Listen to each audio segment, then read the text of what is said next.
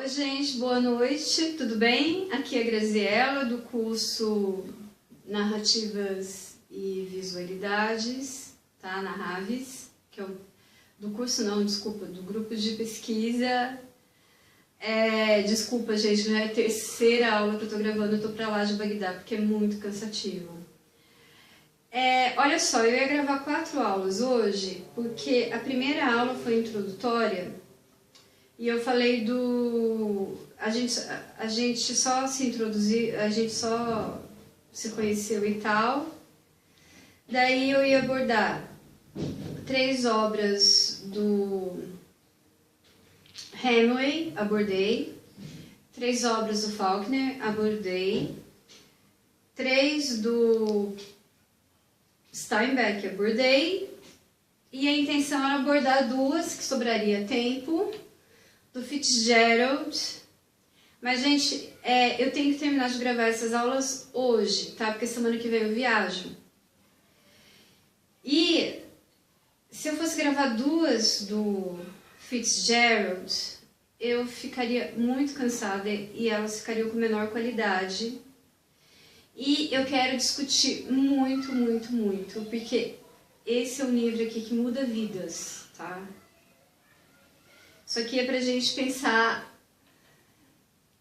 pensar reflexivamente, intensamente sobre a vida. O livro O Grande Gatsby, tá? Que desde o começo do curso eu tô falando, que eu tô deixando a última aula, para o livro de grande impacto para mim. Eu comecei com um conto de grandíssimo impacto para mim, foi As Neves do Kilimanjaro. E tô terminando com um livro que mudou minha vida também, que é O Grande Gatsby. Gente, como tinha sobrado 2 aulas pro Fitzgerald, porque eu tinha dado uma aula introdutória só pra gente se apresentar, eu ia dar O Curioso Caso de Benjamin Button, que é um filme maravilhoso, com o Brad Pitt e a Cate Blanchett. Mas eu não vou dar por questão de tempo, tá? Porque já tá bem à noite agora, meu cameraman também tá exausto, e eu quero dar bem dada essa aula do Grande Gatsby, tá? Então, eu vou dar uma semana de alinhamento, que é para vocês colocarem em dia tudo que tá atrasado nos fóruns anteriores. E eu recomendo, né, Scott Fitzgerald é maravilhoso, eu recomendo tudo, mas eu recomendo especialmente essas 2 obras. A que eu ia dar uma aula sobre não vou dar, que é O Curioso Caso de Benjamin Button, que tem esse filme, que é um filme super fácil de achar, ele é um filme mais ou menos novo, ele deve ter 5 anos no máximo. Filme lindíssimo, lindíssimo, com os lindíssimos Brad Pitt, Cate Blanchett, né? Brad Pitt eu acho espetacular. Tá solteiro agora, hein, gente? E meninas, tá solteiro o Brad Pitt? E com a Cate Blanchett, que eu acho uma das mulheres mais elegantes, mais finas, mais tops do mundo. Adoro a Cate Blanchett. Mas eu não vou dar. Mas recomendo que vocês assistam, pelo menos, gente. Na hora que vocês assistirem, põe do lado várias caixinhas de lenço, tá? Porque vocês vão usar todas. E põe umas 3 garrafas de água. Porque vocês vão desidratar de tanto chorar ao ver esse filme, tá? Curioso Caso de Benjamin Button. Só que hoje a gente vai falar de outra obra, que é O Grande Gatsby, tá? Que pra mim é uma das grandes obras que precisa ser ensinada em todas as escolas do mundo inteiro, para o ser humano aprender uma coisa e conduzir a sua vida melhor e não jogar fora todo o seu potencial, toda a sua vida, todos os seus sonhos no lixo, como joga O Grande Gatsby, tá? É um romance grande, vocês não vão ter tempo de ler, mas esse eu totalmente recomendo que leiam assim que tenham tempo. Vocês podem ver os 2 filmes, tá? Eu gosto muito das 2 versões. Tem uma versão que é super aclamada pela crítica, que agora tem que ver o nome do diretor, gente, um segundo. que é a versão de 1974. O diretor não é muito famoso, que eu saiba não escuto falar muito dele. Jack Clayton, que é a super versão... Nossa, acabou na minha bateria, mas sem problema. A super versão com Robert Redford.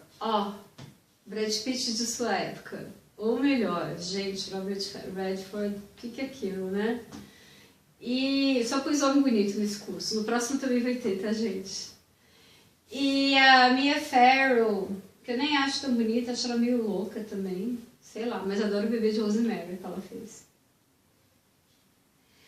Gente, tem uma versão do Grande Gatsby muito mais nova que a crítica detonou e eu achei maravilhosa. Eu adoro... O pessoal acha que os filmes desse diretor, ele tem toda uma estética colorida, iluminada, especial, musical. O pessoal acha brega a estética dele, eu adoro. Que é do Baz Luhrmann, né?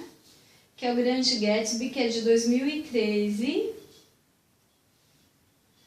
Que é com o Leonardo DiCaprio e essa atriz que está crescendo cada vez mais, uma excelente atriz, ela é maravilhosa, a Carey Mulligan, que eu acho que é inglesa, se não me engano, ou ali, de algum lugar ali do Reino Unido. Gente, vamos lá, vamos primeiro então, agora eu vou ter que dar a introdução, porque é uma aula só sobre o F. Scott Fitzgerald. Eu vou ter que dar uma introdução falando da vida dele, do estilo, da escrita dele, falar do Great Gatsby e da atividade, tá? Então essa aula deve ser um pouquinho mais longa do que as aulas mais curtas que eu estava fazendo antes. Outro problema é o seguinte, essa semana eu estou trabalhando muito e as coisas estão meio caóticas, sumiu o meu... sumiu o carregador da minha câmera e sumiu o carregador do meu celular, que tem uma câmera excelente. Então eu estou filmando com uma câmera do tablet, que não é tão boa quanto as outras duas câmeras que eu filmava, tá? Tem uma sequência aí de 3 aulas que vocês vão ver que está com uma imagem inferior. E agora mais inferior ainda, porque a luz do dia caiu e a gente está filmando com iluminação noturna, o que piora a imagem. Lucas, a imagem está muito ruim? Aceitável. Segundo o meu cameraman, a imagem está aceitável. Vocês vão ter que lidar com isso, tá, gente? Desculpa.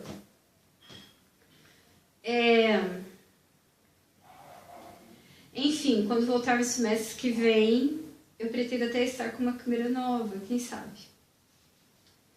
Mas vamos lá.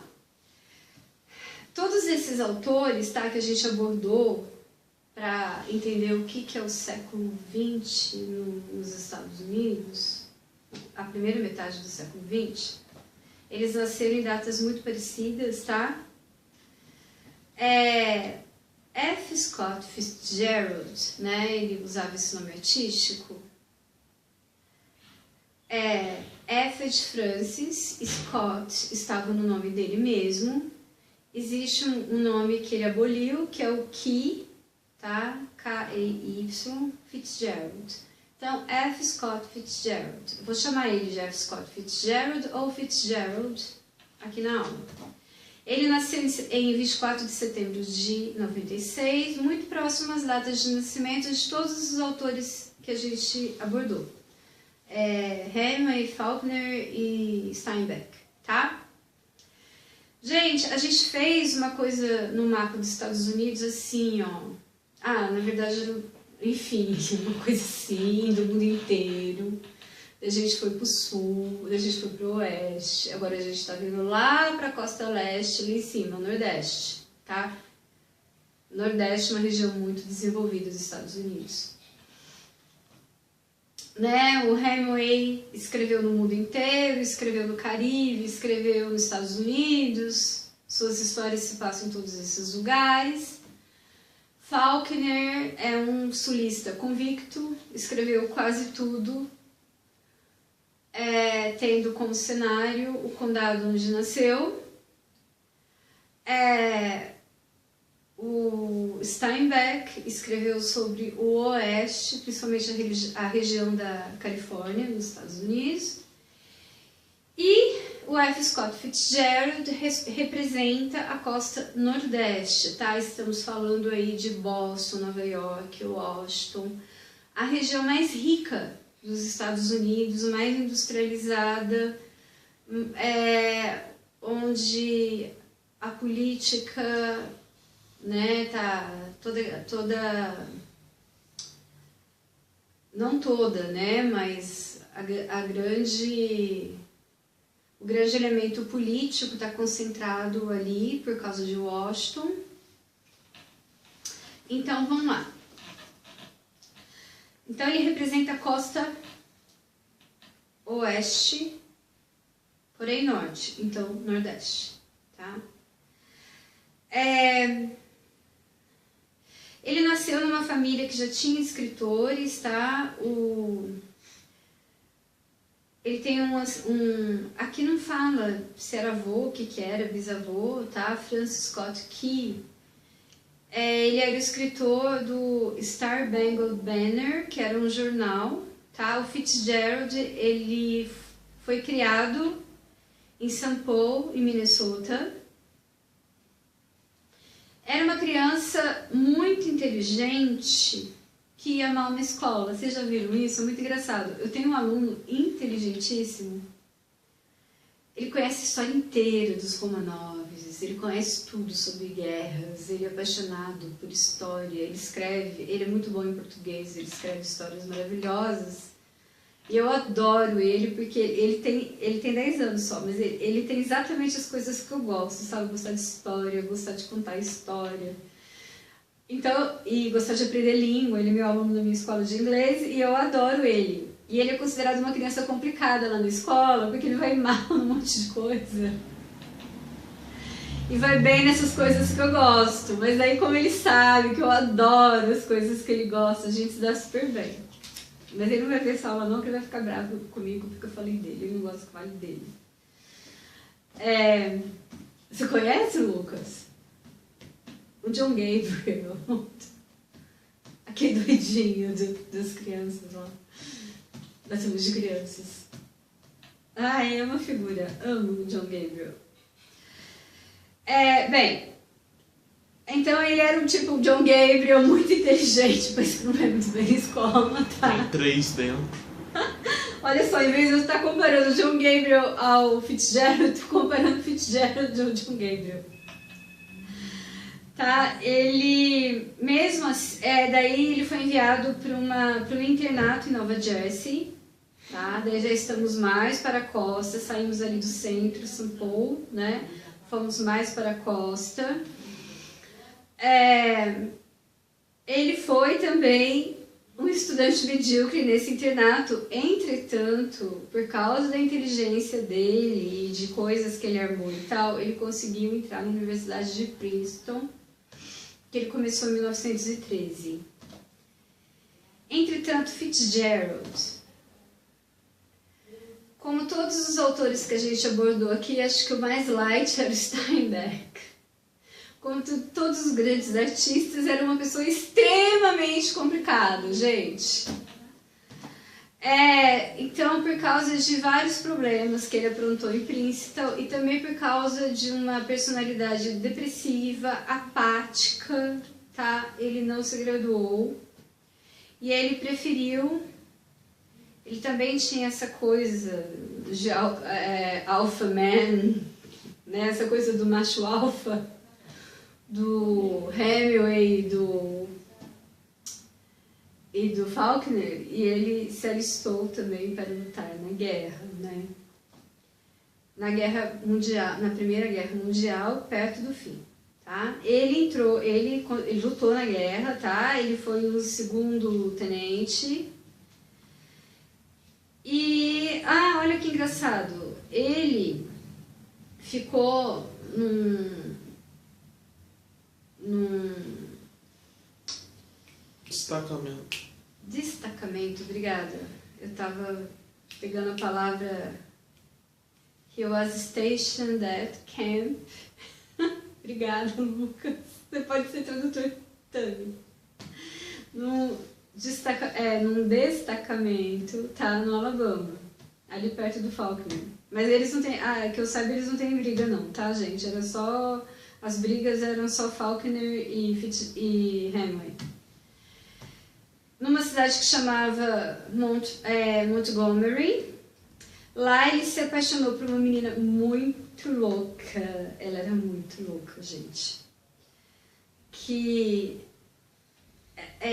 foi a mulher dele, né? Eles se casaram em algum momento e a loucura dela foi até pro patológico. Ela tem alguns episódios de surtos, tá? Não era só uma loucura de rebeldia, era uma loucura que tinha elementos patológicos. O nome dela era Zelda Zaire, ela é muito famosa como Zelda Scott Fitzgerald, tá? Ela assumiu o nome do marido, virou uma mulher extremamente famosa no mundo inteiro, porque o Fitzgerald foi muito famoso. E não tem, uma coisa que não tem nada a ver, mas eu não resisto a comentar, gente. Tem um grupo que quando eu ia em bailinho, a gente chamava de bailinho, Lucas. Era baladinha de tarde, sabe? Tipo, matinê. Vocês falam, quando você tinha 12, 13 anos, você falava matinê? Ou não? Sim. Sim, então, matinê. A gente ia no matinê aqui em Pouso Alegre, no... Como é que chama mesmo? Matinê no... Naquilo lá perto, depois do quartel. Esqueci o nome. Um cara foi morto a faca uns anos atrás, porque agora é um lugar super risca-faca. Touro Louco? Não, nem tanto. Era matinê que tinha numa danceteria aqui, a gente ia lá, e era a época do Pet Shop Boys. Eu adorava, e aquela música Being Boring. Olha na internet, gente, um clipe lindo, feito por um dos maiores fotógrafos da história, Bruce Weber. Acho que ele já morreu. E na música fala que ela mandava convites para festas e ela escrevia sempre assim no convite. Deixa eu tentar lembrar certinho. We're never bored because we're never being boring. É isso. Tipo, a gente nunca era chato porque a gente nunca tinha atitudes chatas. Tipo assim, nós éramos pessoas muito interessantes e a gente não sabia o que era ser gente chata, tá? Eu acho o máximo essa frase dela. Olhem no clipe porque começa com essa citação. É um clipe muito lindo, preto e branco. É um clipe maravilhoso. Mas enfim, nada a ver, né? Mas eu tive que fazer esse parênteses porque eu amo esse clipe. Gente, a Zelda é muito louca. Falou que ia casar com ele, mas só depois que ele fosse rico e famoso. Tá? Assim até eu quero. Então, assim você fica até gay, né? Rico, famoso? Dá pra pensar. A Zelda conseguiu o que ela queria, o pior foi isso, tá? Ele ficou rico e famoso em 1920, tá? Então ali ele conheceu ela mais ou menos em 17, 18, 1920 ele ficou rico e famoso, né? Com entrada na High Society e tal, com o livro The Side of Paradise, né? Deste lado do paraíso. Esse livro se tornou uma sensação literária, gente. Ele ficou famosíssimo do dia pra noite e convenceu a Zelda a se casar com ele, tá? Gente, vocês vão ver que muita coisa disso tá imbuída no Grande Gatsby, tá? Ele era loucamente apaixonado pela Zelda. E, né, não vamos massacrar a Zelda, mas vai ter uma coisa...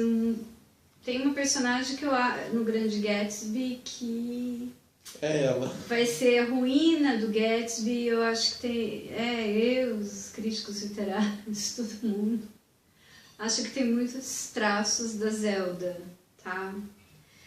Gente, ele era um autor extremamente produtivo. Aliás, nesse curso eu comecei, né, falando de uma obra que contava a história de um escritor que não escrevia e que no fim da vida se arrependeu de ter sido um escritor que não escreveu.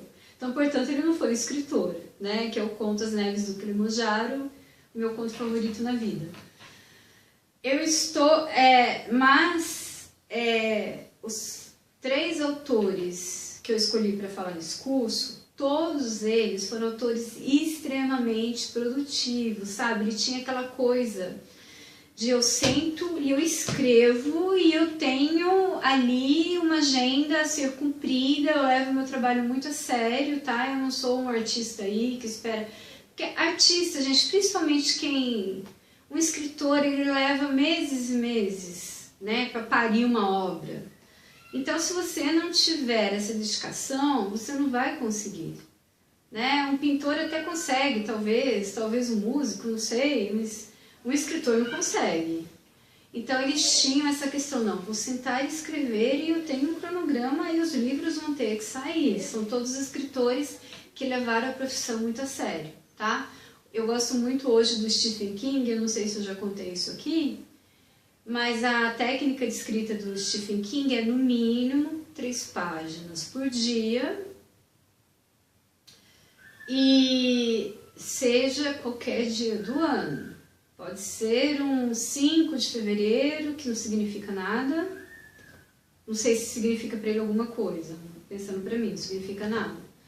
Ou pode ser um 25 de dezembro, ele senta e escreve as 3 páginas, tá? No mínimo. Pode ser que ele escreva mais se ele estiver com mais energia, senão é 3 páginas.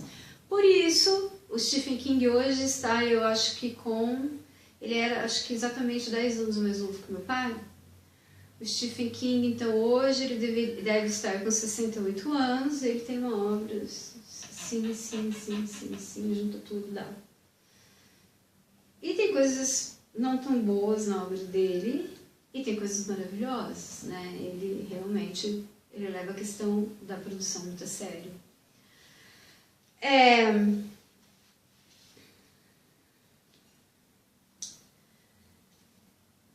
Gente, Fitzgerald teve uma vida muito complicada, tá? Ele era alcoólatra, mas alcoólatra daquele, sabe? Aliás, acho que o único escritor não muito louco realmente foi Steinbeck, que é o único que eu saiba. Steinbeck não era alcoólatra, apesar de viver com muitos bêbados, amigos dele. Mas todos os outros 3 do curso, alcoolismo sério, tá? Casou com a Zelda foi parar em casas de repouso mental, que era como era dito, porque ela era rica, mas era nada mais, nada menos do que um hospital psiquiátrico, algumas vezes na vida. A vida dele foi super louca e ele morreu de cirrose por causa de álcool muito cedo. Gente, então vamos lá, que essa aula tá ficando maior do que eu planejava, que eu amo esse livro, eu amo Fitzgerald pela lição de vida que a tragédia da vida dele nos traz. Mas vamos lá. Eu dei uma informação errada, tá? Eu resolvi checar na internet, o Lucas me ajudou. O Fitzgerald não morreu de cirrose, ele morreu de ataque do coração com 44 anos. Puta que pariu, né? Lucas, vê se ele tinha cirrose pra mim na internet, porque eu tenho quase certeza que ele tinha cirrose também. Tá, gente, vamos então ao romance, tá? O romance, o Great Gatsby, o Grande Gatsby, ele foi publicado em 1925, então você vê que as coisas pro Fitzgerald aconteceram muito rápido. Graças a Deus, né? Porque morreram com 44 anos, deu tempo, como ele fez tudo muito rápido, ele conseguiu deixar uma obra monumental. Infelizmente, o próprio Fitzgerald tem muito a ver com Gatsby, tá? E essa é a grande tragédia de tudo. Do Gatsby, personagem, do Fitzgerald, homem, tá?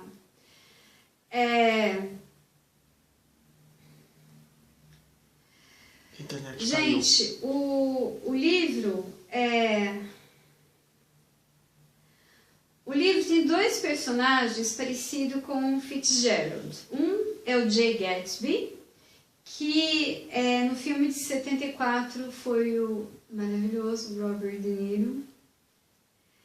E no filme mais atual, né, de uns anos atrás, poucos anos atrás, foi o Leonardo DiCaprio, que não está ficando tão bonito quanto permaneceu o Robert De Niro por tantos anos e tem permanecido o Brad, na minha opinião.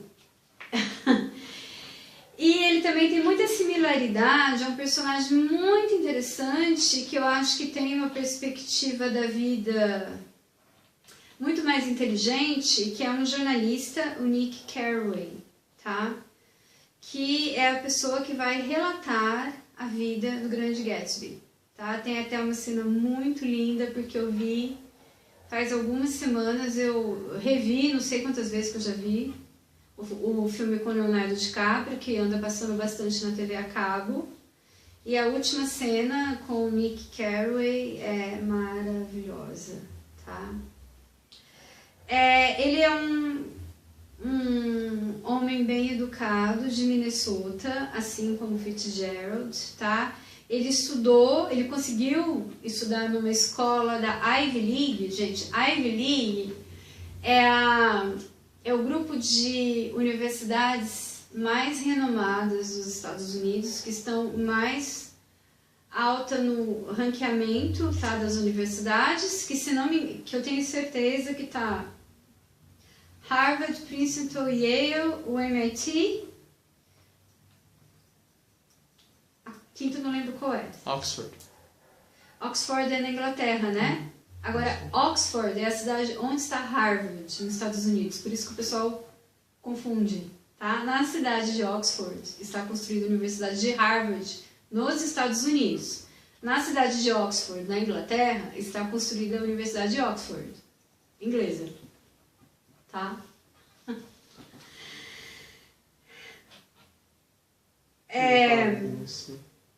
E ele muda com a intenção de ser um escritor, de ser um jornalista, o Nick Carraway, né? Para Nova York depois da guerra.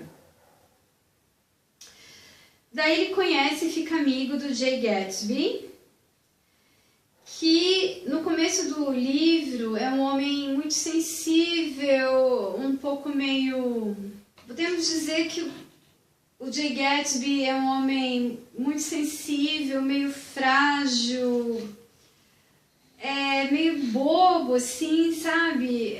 De aceitar que é o que acontece no livro, que aconteceu na vida do Fitzgerald, acontece no livro, que uma mulher fale para ele, olha, eu só fico com um homem que me dê riqueza e me dê uma vida de glamour, uma vida divante, né? Hoje a gente diria, que é o caso da personagem feminina pela qual ele se apaixona, tá? E foi o que a Zelda fez com ele, né, gente? O que é muito similar. Bem, o próprio Fitzgerald, ao contrário do Hemingway, que sempre foi um homem, vou pra guerra, vivo pobre, sou um Marlboro Man da vida, o Fitzgerald era, assim, bem preocupado com as aparências, com a luxúria, com o dinheiro.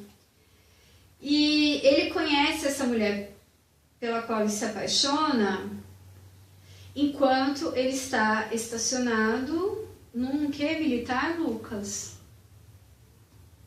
Destacamento. Num destacamento militar no sul, tá? Como aconteceu entre ele e a Zelda, a mulher, né, do Fitzgerald.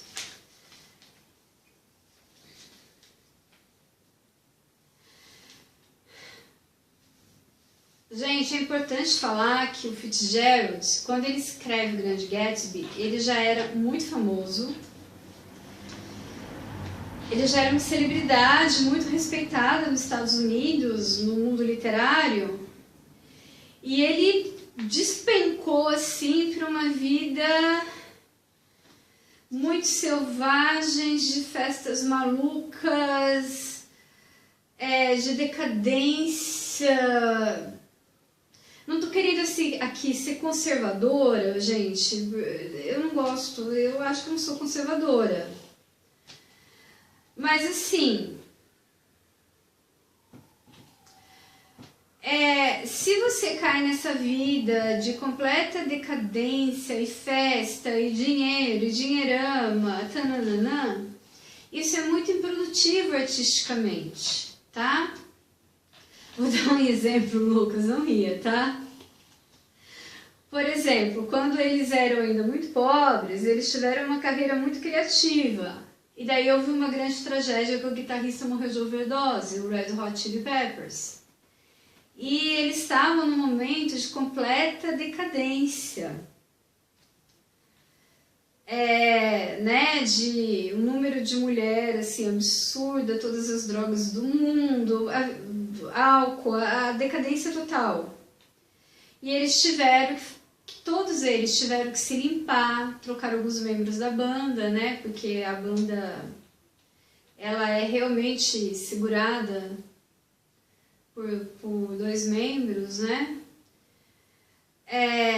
Para poder se recompor e compor uma obra-prima que foi a Californication. Então, assim, já estou em, acho que 1998, eu dei um pulo histórico grande. Mas é o que eu tô falando, para você ter uma vida artisticamente produtiva, não dá para ficar na decadência total o tempo todo, entendeu? Vai numa festa decadente uma vez por ano, toma um porre, vai dormir, depois volta para a vida normal. E isso não era o caso do Fitzgerald, tá? Ele estava o tempo todo entre as celebridades, as festas decadentes, as drogas, o álcool, e daí fica difícil, né, gente, fazer alguma coisa produtiva. Mesmo assim, ele conseguiu, nessa loucura, produzir muito, né, impressionante.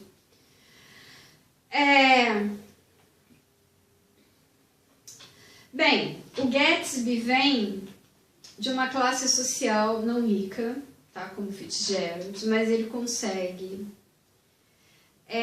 ficar muito rico numa idade relativamente ainda jovem, tá? E assim, por causa de traumas do passado, em que ele não era tão rico e não era tão respeitado quanto os ricos. Gente, é muito engraçado isso, né? Eu vejo assim, eu moro numa cidade pequena, então assim, antigamente isso era mais fácil de notar, mas a gente nota ainda isso. Acho que o Lucas pode confirmar o que eu estou falando, que ele tem essa percepção. Numa cidade pequena, é muito fácil ver quem é a classe dos ricos, a classe da High Society. Claro que em São Paulo também, né, gente? Tem a galera aí que vai pra festa da Vogue, essas coisas, mas aqui a gente vê claramente e de forma muito horrível a High Society, porque também se alguém fale nos negócios, fica todo mundo sabendo. Se um casal que era muito divante, alguém tem um caso e o casamento é desfeito de uma forma muito horrível, fica todo mundo sabendo. Então, são essas coisas bem podrezinhas de cidade mais ou menos pequena, né? Que Pouso Alegre é uma cidade média, mas acho que culturalmente ainda bem atrasada, assim, então essas coisas acontecem.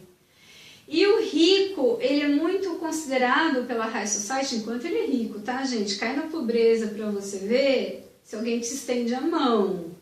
Porque aqui na cidade eu conheço muitas histórias desse tipo.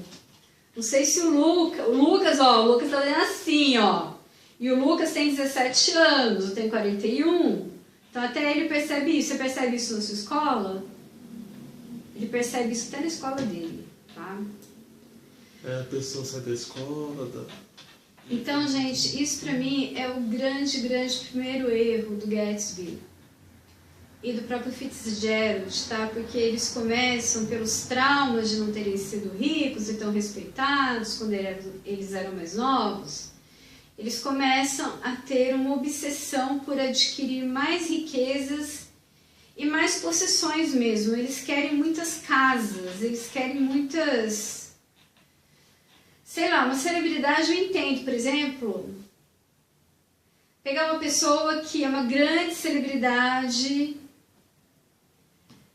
sei lá, uma Gisele Bündchen, eu entendo ter uma casa grande em Boston, onde o marido trabalha, daí tem um apartamento pequeno em Nova York, um apartamento pequeno em Los Angeles, um apartamento pequeno em São Paulo, um no Rio, porque realmente transita, é uma ponte aérea para ela normal essa.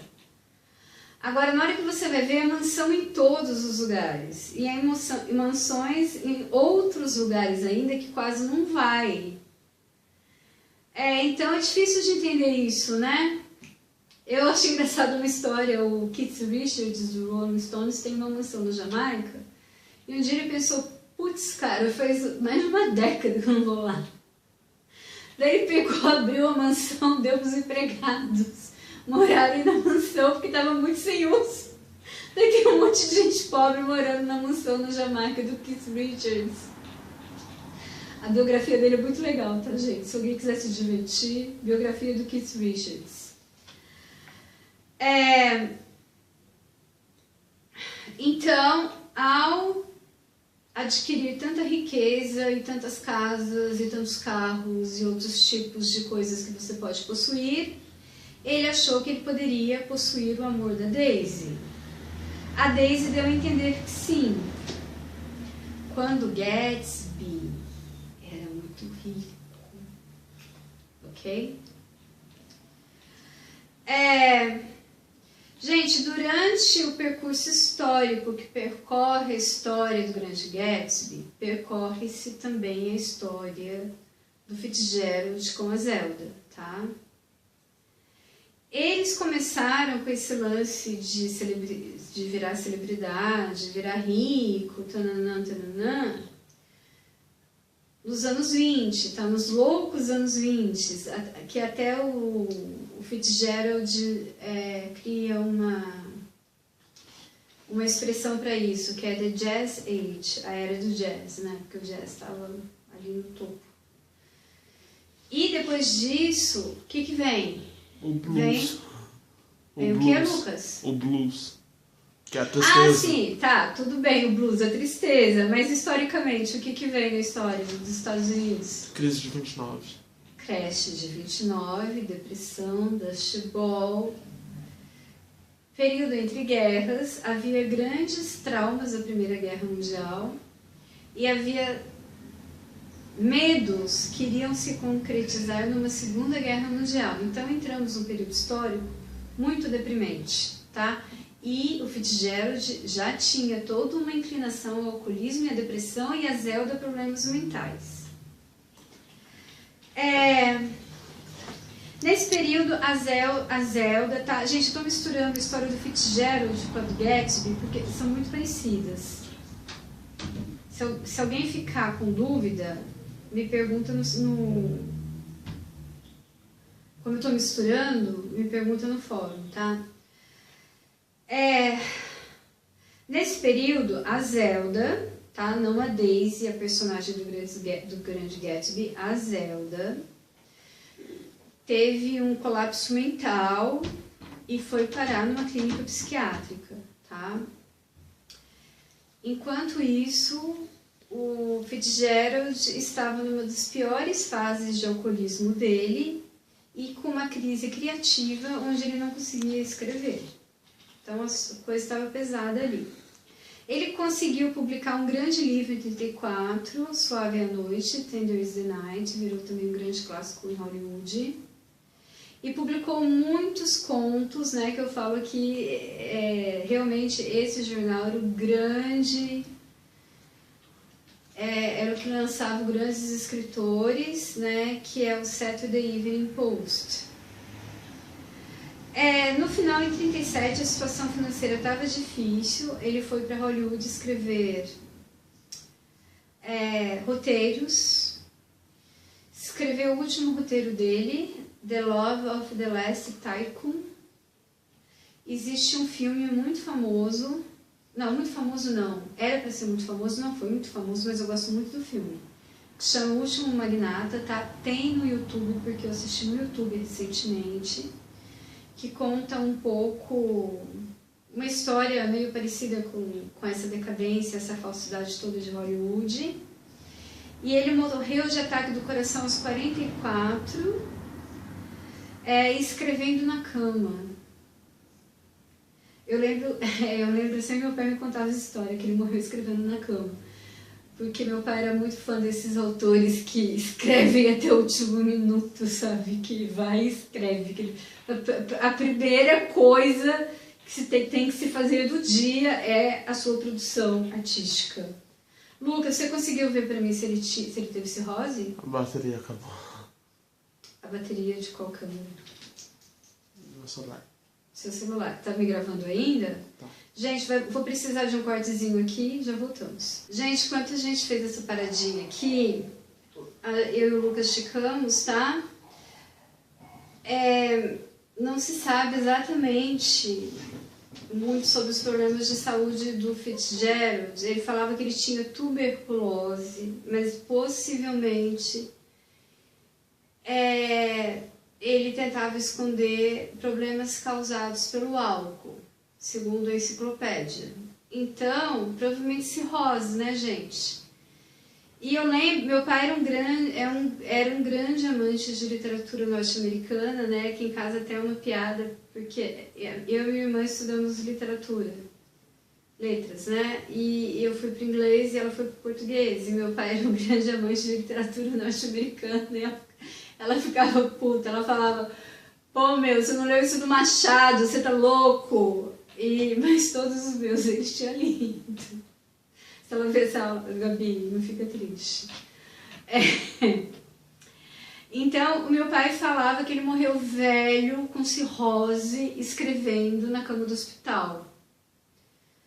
O meu pai tinha informações muito claras, assim, sobre essa época, porque meu pai era um grandíssimo apaixonado por toda a galera louca dos anos 20.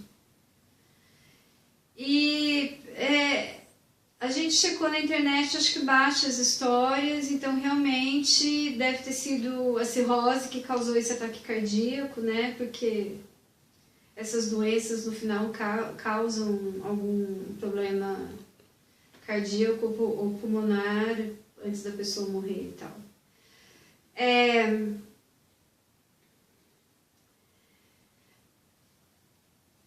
Gente, olha só. Desculpa se eu estiver repetindo algumas ideias, é que eu estou falando do Fitzgerald, homem, escritor, e o Gatsby, personagem ao mesmo tempo.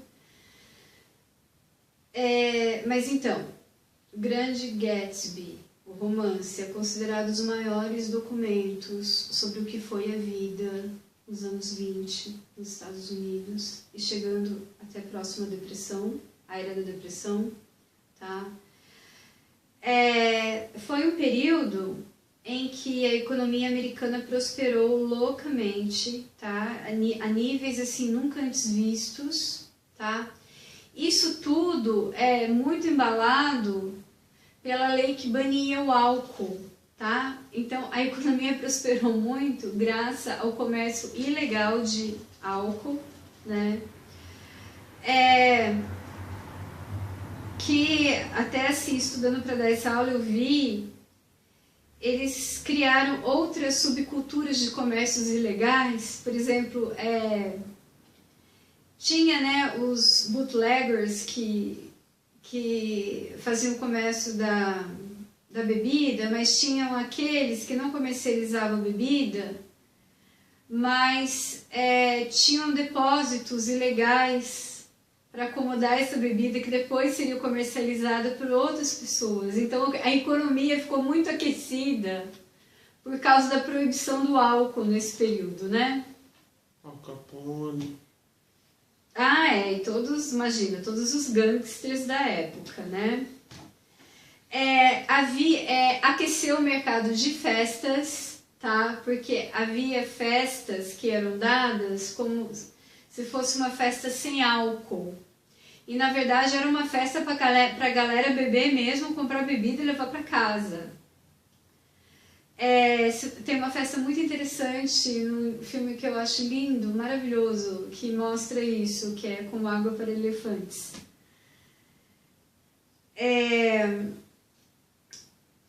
Teve uma subcultura econômica de clubes secretos para beber. Olha só, né? A economia rendeu aí nesse período mesmo. Gente, quando vem alguns críticos, né, alguns sociólogos falam que esse estilo de vida extravagante era para compensar os traumas deixados pela Primeira Guerra Mundial. Acho que sim, acho que é uma ideia válida.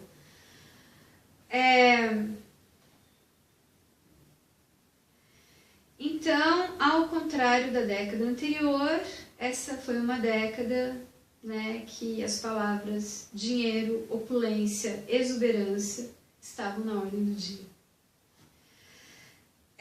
Este é o estilo de vida do personagem Gatsby, no Grande Gatsby, tá? Ele, quando não tinha tanto dinheiro, ele idolatrava os muito ricos, tá? Como se o grande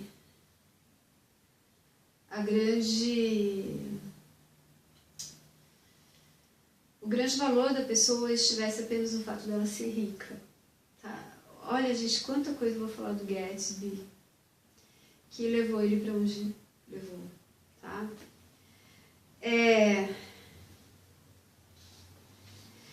Ele vivia, então, né, nessa sociedade dos anos 20, onde o materialismo era a ordem do dia, era sem limites, tá? Ele abraçou esse materialismo com braços de polvo, de octopus, né? Ele abraçou por todos os lados.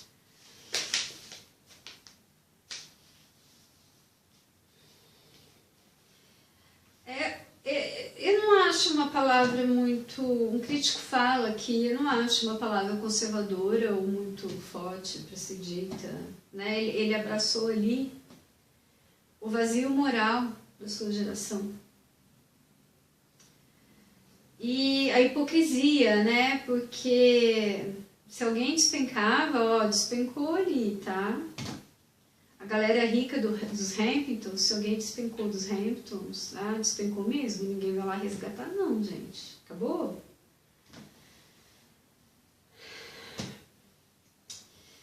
E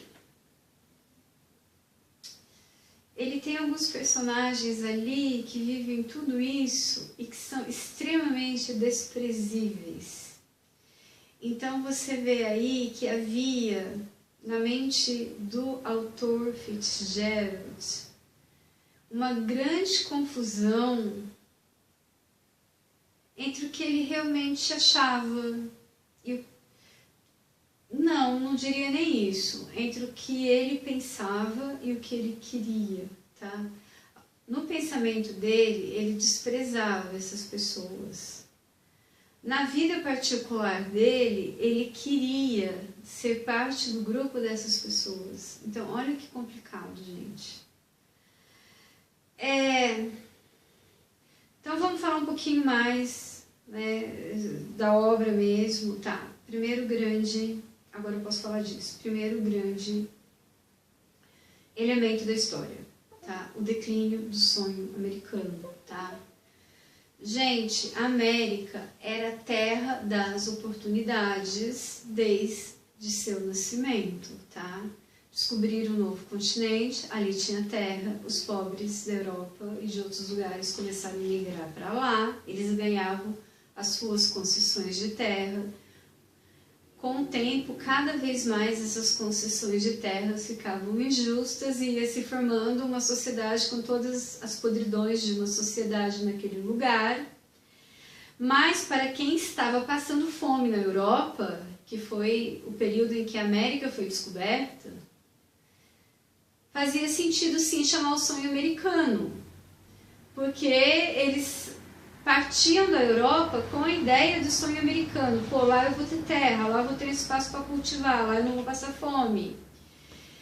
E além disso, né, o que a gente sempre aprende no colegial, os Estados Unidos foi uma colonização, eu não lembro exatamente as palavras, era uma colonização fixa, onde as pessoas iam ficar. Era uma colonização que precisava prosperar ali dentro. O Brasil não, o Brasil era uma colonização de exploração. Era vir, tirar toda a riqueza do país roubar para a Europa.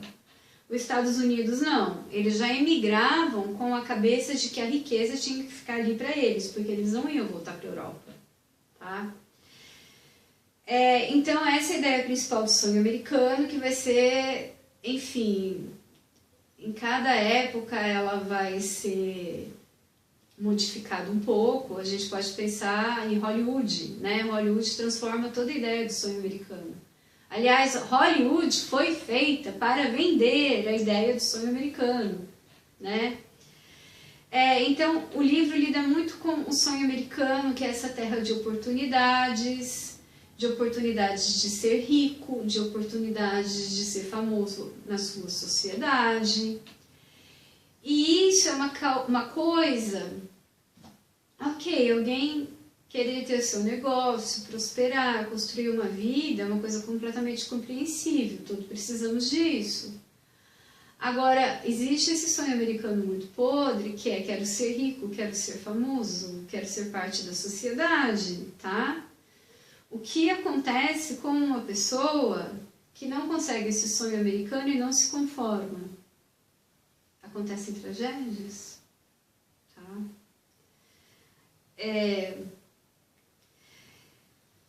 Bem, se a gente for falar, né, na superfície da história do Grande Gatsby, ele é uma história sobre um amor dificílimo, tá? Um amor avassalador e destruidor entre um homem e uma mulher, tá? Esse homem, tá? Ele se apaixona, o Gatsby se apaixona pela Daisy em 1922. Em Long Island, né, que é um lugar muito rico dos Estados Unidos.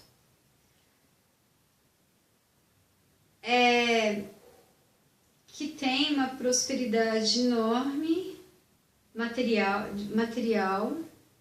mas que na verdade o Gatsby o Fitzgerald descreve como um excesso horroroso, tá? Uma hipocrisia do excesso, tá?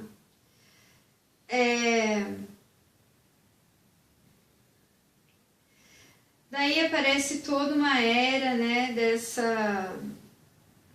que eu não acho problema em falar, desse vazio moral, dessas festas, dessa vida, desse álcool, dessa droga, dessa decadência.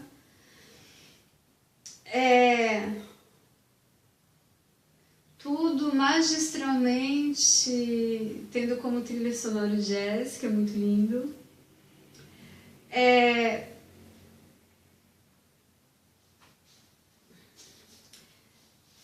E eu não posso contar aqui a história porque é gigantesca, né?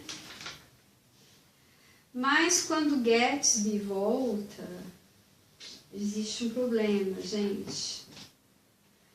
A Daisy está casada com um homem muito rico. E ela se torna amante do Gatsby sempre na promessa de que vai largar o cara muito rico para ficar com Gatsby. Mas o tempo vai passando, vai passando, vai passando, vai passando, e isso não acontece. Tá? E o Gatsby vai cada vez mais se afundando nessa decadência e nesses excessos financeiros, né? Gente, tá ficando muito grande. Eu vou tentar aqui diminuir porque eu grifei tanta coisa. Tá? O Gatsby, ele tenta achar felicidade, que é uma palavra que estuda psicanálise não gosta muito de usar, a gente prefere usar satisfação, ele tenta achar satisfação no individualismo, tá? No dinheiro, no hedonismo, que são lugares onde geralmente a gente não acha satisfação. Tá, pelo menos na teoria da psicanálise.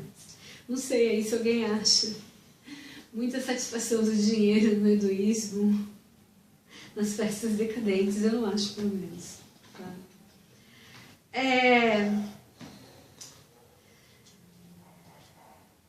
E ele sempre tenta colocar essa questão de que ele é um homem que se fez por si mesmo, que se tornou rico, que ele é riquíssimo, como a grande arma que ele tem para conquistar o amor da Daisy, tá? E ele vai acreditando que isso é possível.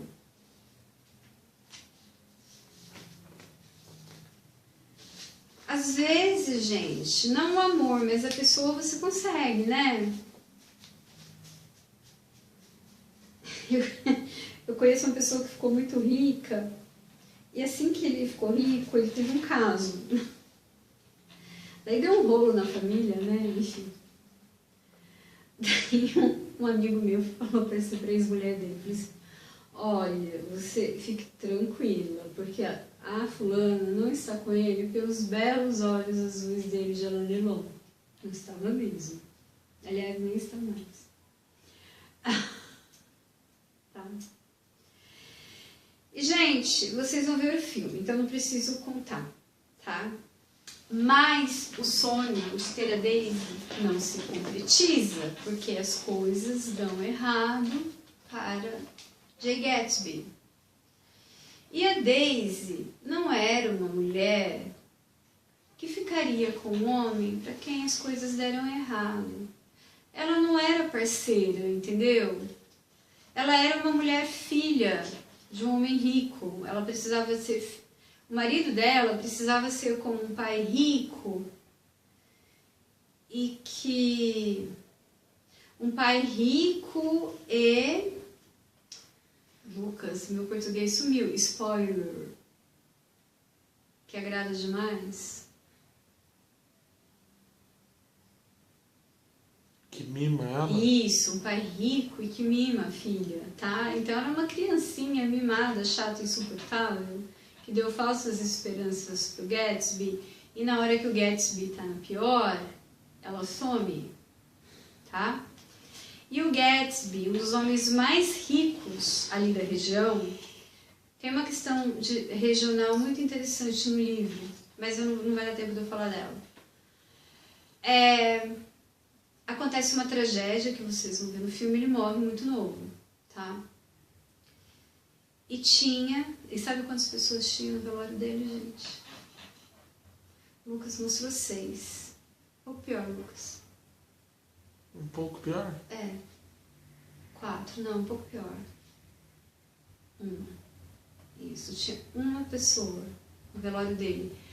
O amigo verdadeiro dele, o jornalista e escritor Nick Carraway, que até nessa versão que eu vi umas 5 vezes que passou na TV a cabo, do Leonardo DiCaprio, ele faz um final lindo com o Nick Carraway. Porque é o Nick que escreve a história do grande Gatsby. E daí eu não vou dar spoiler da última cena, que é muito linda. A penúltima cena, aliás, que a última cena também é linda. E, gente, eu não vou falar das coisas mais importantes, eu quero que vocês falem no fórum, porque vocês vão ver o filme, tá? Esses filmes são super fáceis de achar. Vocês podem comentar uma dessas coisas, só que eu vou falar qual é a minha preferida, tá? E daí eu quero falar um negócio pra vocês, encerrar o curso, que a gente volta só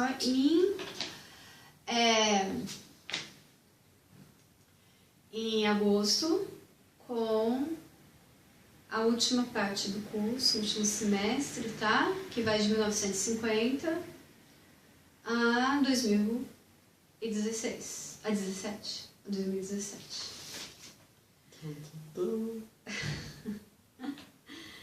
Tá? Peraí. Que eu quero que você... se alguém conseguir, é que eu acho que não lendo o livro é meio difícil. Tem um componente simbólico geográfico muito importante no livro. Não sei se vocês vão conseguir perceber isso no filme, tá? Se alguém quiser comentar sobre isso, comente, tá? O vazio dos ricos e da classe média alta. Grande tema do livro.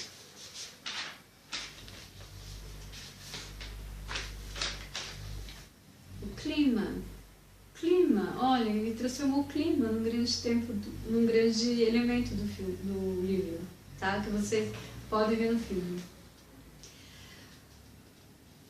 O mais importante, eu não falei nada sobre isso. Gente, isso me arrepia, tá? Isso aqui pra mim... Eu não sei explicar o que isso mudou na minha cabeça, de tanto que mudou, tá? Eu sou outra pessoa depois de ver esse simbolismo. A luz verde. Vocês vão ver essa luz verde no filme inteiro. E me digam, especialmente baseados na última cena, o que representa essa luz verde. Ai, gente, esse daí é obrigatório para todos, tá? Um lugar por onde alguns personagens passam e o Nick Carraway passa no final, que é o Vale das Cinzas. Olha que nome, ele chama isso mesmo, Vale das Cinzas, é uma região bem degradada perto de Nova York. E pra mim tem um nome quase bíblico, sabe? O Vale das Cinzas, e porque existe, né, o Vale das Sombras, o Vale das Lágrimas, o Vale de não sei o que lá, né? É uma coisa muito bonita. E os olhos que tudo veem, esse também me arrepia, como a luz vermelha. Os olhos que tudo veem. Gente, essa é a última aula desse módulo 3. Vocês todos, pelo amor de Deus, voltem no módulo 4. Vocês sabem, eu amo vocês, gente. Vocês estão comigo desde o começo. A maioria que entrou agora ficou e é muito legal. Gente, eu agradeço muito a participação no curso. Eu nunca tive fóruns tão agitados. E isso num curso de 2 anos, cara. Isso é um milagre. Eu acho que é porque eu me apaixonei por vocês, assim, curto muito fórum e acho que teve uma... Vocês me mandaram de volta um pouquinho desse amor que eu tenho pela literatura norte-americana. Eu queria falar que eu gostei muito de trabalhar com vocês. E que a minha intenção nesse curso era que vocês se apaixonassem por esses 4 autores. Me parece que eu consegui, por causa dos fóruns. Terá mais autores, tá? Eu não ficaria em 4 autores, terá vários. Cada aula será um autor diferente, no módulo 4, o nosso último. Depois vocês continuam comigo, tá, gente? Porque a gente vai para literatura do Reino Unido. Vou dar uns spoilers do curso 4, tá? Eu vou inverter. Eu vou começar com meu livro favorito. Acho que vocês sabem qual que é, né? É On the Road, Pé na Estrada, de Jack Kerouac. Que é uma história de redenção, de muito sofrimento, muita reflexão, muita procura de si mesmo, muita procura do autoconhecimento. Por isso que eu acho que eu amo tanto esse livro. E ele termina com uma redenção Posso dar esse spoiler? E vou terminar com um livro que me lembra muito On the Road, que termina de uma forma muito trágica, mas se vocês vão se apaixonar por esses dois livros, entre eles quero colocar muitas coisas loucas. Eu vou dar uma aula sobre o meu deus grego. Tem um amigo que odeia quando eu falo isso, o Jim Morrison do The Doors, aquele Apolo grego. Eu vou dar uma aula sobre as poesias dele, que eu acho absurdas. A crítica não gosta, eu amo. E não é porque o Jim Morrison é o Jim Morrison, porque eu gosto mesmo da poesia, tá? Eu vou colocar um escritor totalmente deturpado dos anos 80, que eu amo. Eu quero colocar as loucuras dos anos 70, onde as pessoas perderam todos os limites e perderam a noção de si mesmas. Eu vou colocar um livro muito, muito contemporâneo, O Homem se Dissolvendo em Meio à Tecnologia, tá? Ai, gente, eu amei todos os cursos que eu dei, mas eu acho que o quarto vai ser mais legal, tá bom? Então, galera, amo vocês, espero vocês no curso. Bem, a gente vai ter muita interação nos fóruns, alguns fóruns eu já vou estar respondendo lá da Alemanha, eu mando fotinhos para vocês. Se eu achar, por exemplo, uma estátua, eu tiro uma foto do Brecht, tá? Do Brecht, tá bom?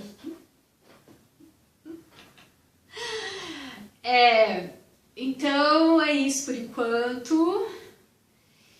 E logo, logo eu vejo vocês nos fóruns. Daí a gente nem vai dar pausa direto, porque eu acho que eu vou terminar os fóruns no meio da viagem para a Alemanha, daí 2 semanas sem nada e eu volto já com o Lucas aqui, a gente trabalhando e fazendo as aulas já para o último módulo de literatura norte-americana. Gente, depois vem Reino Unido ainda, tá muito longe de terminar a coisa. Queria muito agradecer ao Lucas, meu cameraman, sempre disponível. Gente, vocês não sabem que cameraman é esse Lucas. Esse Lucas vai trabalhar comigo ainda, porque ele vai ser um tipo de engenheiro de computação, não é muito esse nome, mas ele vai entender muito e eu tenho alguns projetos para isso no futuro. Mas ontem eu falei pro Lucas assim, que ele igual assistente do Diabo Veste Prada. Porque eu mando mensagem para ele, não é nem pelo WhatsApp, pelo Facebook, ele imediatamente responde, a resposta é sempre sim. Eu falei assim, olha, eu não sou uma chefe horrorosa que nem aquele do Diabo Veste Prada, né? Eu falei assim, eu não assisti, mas não é, então tá tudo certo. Lucas, baby, obrigada! E você começou a gostar mais de literatura? Bem melhor do que a aula de maçante de escola. Porque a aula de escola é muito chato, né? Aqueles negócios ali, ficar colocando elementos do realismo, blá blá blá. Aqui a gente discuta com mais sangue e paixão, tá? Então, gente, muito obrigada por tudo, amo vocês. Lucas, muito obrigada. E a gente vai se vendo nos fóruns e daqui a um pouquinho a gente se vê no áudio e no vídeo em melhor qualidade do que essa daí que eu tive que fazer no meu tablet, tá? Amores, babies. Tchau, gente. Até mais.